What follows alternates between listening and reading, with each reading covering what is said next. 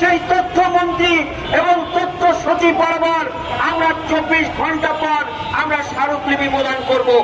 আমরা শুধু স্মারকলিপি প্রদান করে শেষ হব না। আপনারা জানেন 800 চাকরিচ্যুত হয়েছে, অর্থাৎ বাংলাদেশের টেকনাফ থেকে তেঁতুলিয়া, রূপসা থেকে পাতুরিয়া, সুন্দরবন থেকে বান্দরবন, খুলনা থেকে নোয়াখালী, পটুয়াখালী থেকে ঝালকাঠি, সারা বাংলাদেশের সাংবাদিকদের এই এশিয়ান টেলিভিশনের প্রতিনিধিদেরকে একই চোখে চাকরিচ্যুত করেছে। অর্থাৎ যারা চাকরিচ্যুত হয়েছে একই চোখে ওই সারা বাংলাদেশ ব্যাপী এই সূচির বিরুদ্ধে গণ আন্দোলন করে তুলবে ইনশাআল্লাহ। আজকে বলে বিশ্ব গণমাধ্যম দিবস। আমরা তথ্য সচিবকে বলতে চাই, আপনি দেখুন আপনার এখানে ইন্টেলিজেন্স বাহিনীর সদস্য আছে, এনএসআই আছে, ডিবি আছে, পুলিশের কর্মকর্তারা আছে। আমরা তাদেরকে বলতে চাই আপনারা এটি লেখুন, আপনাদেরকে লিখতে বলছে, আপনারা লেখুন।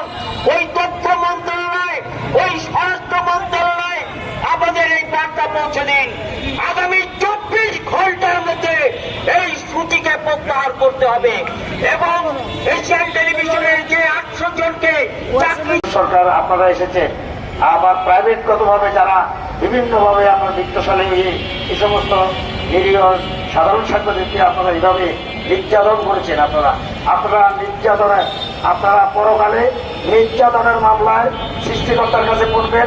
সাথে সাথে প্রতিবাদ প্রতিরোধে বিক্ষোভের মুখে এশীয় সহ এশিয়ান বর্তমান কর্তৃপক্ষ আপনারা মানুষের কাছে, সাংবাদিকদের কাছে, যে কোনো জায়গায়, পথে, রাস্তাঘাটে, সমাজে, মানুষের কাছে, প্রেস ক্লাবে, বিভিন্ন জায়গায় রাস্তাঘাটে আপনারা প্রতিবাদ প্রতিরোধের সম্মুখীন হবে।